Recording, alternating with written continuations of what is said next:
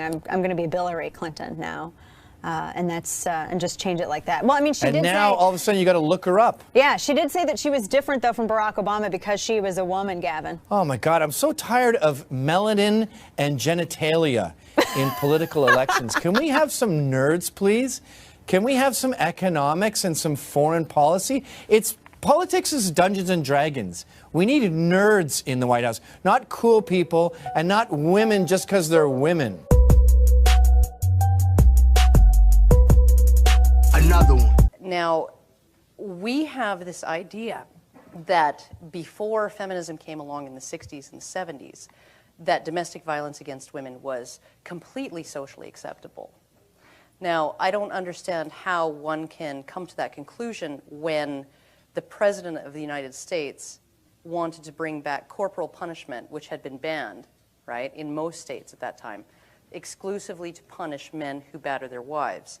And especially since the treatment in communities for men who were battered by their wives, of which there were many, and you can see friezes and artwork from the 1600s and the 1700s that show women battering their husbands with their rolling pins and their skillets and all of that. Robbie Burns' Ode to a Henpecked Husband.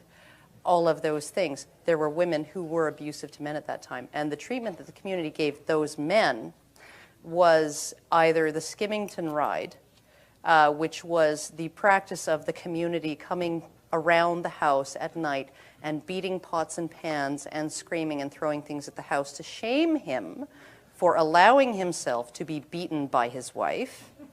Or they put him on a donkey backwards, holding its tail, and rode him around the town square and threw, or strapped him to a cart, and threw rotten fruit and vegetables at him to shame him for allowing his wife to beat him. Okay? And these things have been just quietly erased from modern scholarship and modern accounts of history, right? Back when we thought it was okay to beat your wife, right? When we thought it was okay to beat your wife, at least when it was extremely egregious, particularly egregious, we'd strap the guy to a whipping post and give him 30 lashes. When your wife was beating you, right, it was you that got punished by the community, right? So I don't know that feminism has a balanced perspective on any of these things. I really don't.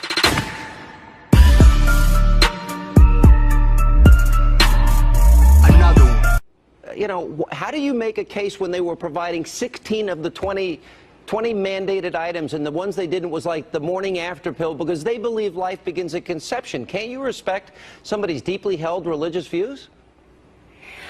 First of all, I don't believe that a commercial business has religious views. It's a family business, and a family-owned run business. Okay, and what if that family were a Christian Scientist? Could they deny all health care? I think we've taken the idea That's a horrible misunderstanding of the Religious Freedoms Restoration Act. I am sorry. I'm quite familiar with religious freedom. And apparently you're not, because you apparently, Patricia, you're not familiar with it. I'm sorry. Do I get to speak, or is she just going to dominate over everything I try to say? If you want to dominate, then bring more intelligence to the debate. All right. Fatality. Another one. You said you weren't much of a father when they were young. No. You better now? Much. I get better as people get older. But most men are pretty hopeless when newborn bundles arrive. And they're so incredibly impressed by how women appear to know what to do. And then they think, well, I'll go off and do extra work and make some money, and they justify it in that way. Christopher, I've heard you say this. Yeah. And now you're hearing me say it again. No, but my point would be that I think after the 70s that is actually not true. That may have been true. But I don't think that is true, that men are so less capable of dealing with children, and that it's better that they go off and earn money. You know, maybe the mother could go and earn some money. Did that never occur to you? I'm not having any woman of mine go to work. You know you're going to get into trouble if you go down there. No, I won't. No, they don't need to work. They can if they like, but they don't have to. You are joking, aren't No, you? I'm not. No, I would expect to take care of them. Work if you want, but you don't have to. You are the commander's son, aren't you? Yes. I am, yes. You really mean that? Sure. You don't think women should go and work? Yeah, I said they're welcome to do that. I'm thrilled if they want to. But if they don't want to, they don't have to. Is this That's you what being I'm- ironic? that's what Is I'm this there your for. famous attachment to irony? No. What's so difficult about it? It's just wrong. It's just absolutely wrong. No, they're called the gentle sex for a good reason. You want to see them. You want to see them coarsened in the coarsened in the labour market? No, not if they don't want to. They You're shouldn't feel 61, they shouldn't feel Christopher, they not have to. 180. No, that's my view. I don't think a Mrs. Hitchens should have to work. It's been lovely to have you. Thank you so much. Oh, it's very nice of you to invite me. Please, a huge thank you to the sexist but charming Christopher Hitchens. Thank you, Dan. That was it, wasn't it? Yeah. It. You had to say it. Thanks a lot. The second principle that animates the left is group justice rather than individual justice. There's another name for group justice, that's social justice. Social justice, you should understand, is actually evil. Social justice, when people say it, it's an actual evil. Because anytime you put a modifier in front of a term that is inherently good, you turn it into a perversion of itself. Damn! So correctness, right? If you are correct, there's truth and there's something false, you are correct. Once you add political in front of that, you're not talking about truth and falsity anymore. You're talking about if you say the wrong thing, you get shot. Damn! The same thing is true of social justice. Justice is a good. You do something, it's either good or it's bad, and you get what you deserve. That's what justice is. Add social in front of that, and you're inherently saying injustice is better than justice. Damn! Right? Social justice suggests that, you know, I, as a supposedly white man, you know, Jews became white people as soon as we became successful in America. I, as a white man, I'm responsible for paying slavery reparations, for example, in the name of social justice, even though all of my ancestors were busy getting killed by Cossacks in Russia at the time that slavery was taking place. Damn! And less than 5% of white Americans alive today have ancestors who ever held slaves. Damn! Every white person in America, though, has to pay because of group justice. How is that just? It's not. But it's group justice. It's social justice. And valuing the collective, valuing people in terms of groups rather than individuals, is how you get to the point where murder in the name of the collective is okay. Damn! All you have to do to see this is just compare the American Revolution, which was about individualism, with the French Revolution, which was about collectivism. Right? The American Revolution, John Adams wrote in the Declaration of Rights for the Commonwealth of Massachusetts, he specifically wrote about all men being born free and equal with certain inalienable rights. It mirrors the Declaration of Independence in the United States. If you look at the Declaration of the Rights of Man in France during the French Revolution, it's the opposite. The 1789 Declaration of the Rights of Man says, the principle of all sovereignty resides essentially in the nation. No body nor individual may exercise any authority which does not proceed directly from the nation. It says law is the expression of the general will. So the collective always rules the individual. The group always rules the individual. And because the group always rules the individual, and because the group is always, this is a very utopian view of the world, because, see, the left doesn't believe in individual justice or that it can be achieved, but group justice can be achieved. But to pursue group justice is a utopian vision. You have to have this utopia in your head. Well, if the group is more important than the individual, and the individual is in the way of progress, just steamroll the individual. Damn! And that's why you end up with communism killing 100 million people. Damn! Because the bottom line is that if you are seeking equality of outcome on a group level, and somebody is an outlier, well, they're standing in front of the machine, and they have to go. Individuals are either tools of the regime or they are obstacles to the regime. Hannity, in a move that is raising a lot of eyebrows around the country, California Liberal Governor Jerry Brown has signed a controversial bill into law allowing transgender students in public schools to choose which restrooms, which locker rooms they want to use, and whether they participate in boys or girls sports. Now, the new measure allows the 6.2 million elementary and high school students in the state to, quote, participate in sex-segregated programs, activities, and facilities based on their self-perception rather than their birth gender. Now, while California is the first state to pass such a law, not everyone's on board. Opponents of the law are questioning what it means for the other students. What about their privacy?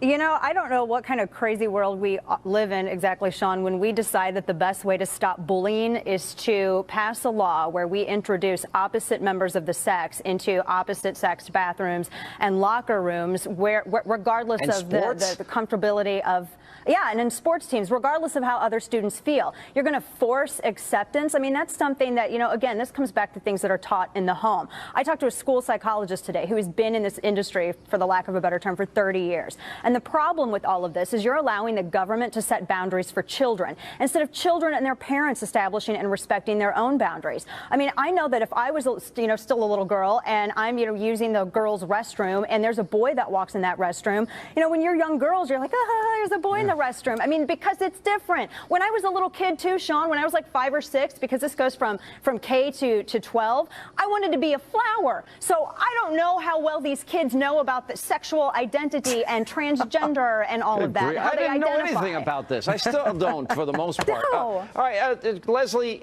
so a 16-year-old boy has a self-perception he's a girl, and he's going to play on what? The girls' varsity tennis team? Well, he certainly can try. I played on the boys' soccer team, although anatomically I am a female, I can give you that. Never wanted to be a flower, and it was because we didn't have a girls' team. In this situation, when you have a transgender child and you have 16-year-old boy perceiving and living and dressing as a girl, think about the amount of verbal, emotional, and physical abuse he has and will continue to endure when he's on the boys' teams or ostracized from those teams and prevented from being on those teams or being put in the locker room. Must go. That's not going to get better being on a girls' team. I'll tell you that. It's not going to get any better than being on a girls' team. And I don't disagree with you there, Dana. That's where we agree. That's where we agree. I'm not sure this legislation it seems like will a totally, reduce for the lack bullying. of a better term, it will reduce one side of the bullying. Say, what are you saying, Dana? I mean, no. It seems, you know, it seems bass-ackwards, just to be frank, that sort of strategy. Let's go ahead and have a boy go on a girls' team because that's going to get him less bullied. What will? You know what? What will get individuals less bullied? Well, when they can look to adults, and adults don't bully each other. We bully each other in politics. We bully each other in television. Kids today have no role models except for the parents who are out there and doing good things and a few upstanding people in pop culture. Other than that, I feel horrible for children today because I look around at their choice of role models, and frankly, it's slim pickings. So, you know, it starts with us.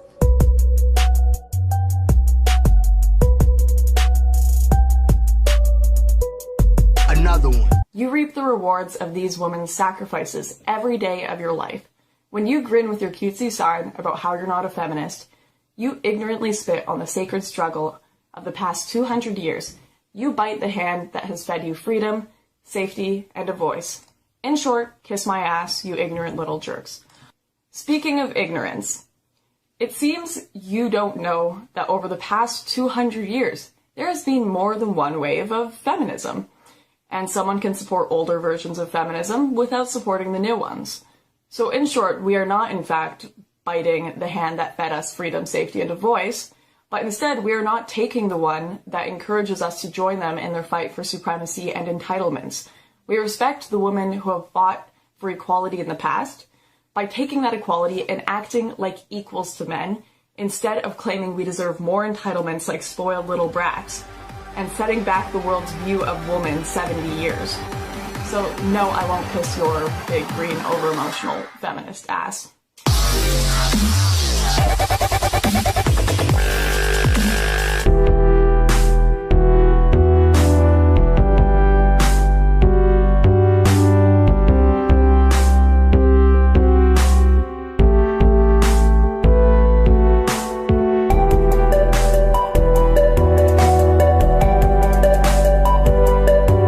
Another one. Why do then the different parts of the society do better than others? I would look at it differently. I would say, and especially in the United States, I would say, why would we expect different groups to do the same? I say especially the United States because there are very few indigenous Americans. Americans that come here from all over the world. And why would you ever expect that countries that had entirely different histories, located in entirely different climates, different geography, why would you expect those countries to develop exactly the same mix of skills to exactly the same degree so that their people would arrive on these shores in such a way that they would be represented evenly across the board, especially since even in countries where most of the population is indigenous, you don't find it there. The Germans arrived here with piano making skills, and therefore you shouldn't expect to find the Irish equally represented with Germans in the piano industry. So when you find Steinways and other German named pianos, you shouldn't expect to find O'Houlihan pianos to the same extent, and so on. Nowhere in the world do you find this evenness that people use as a norm. And I find it fascinating that they will hold up as a norm something that has never been seen on this planet and regard as an anomaly something that is seen in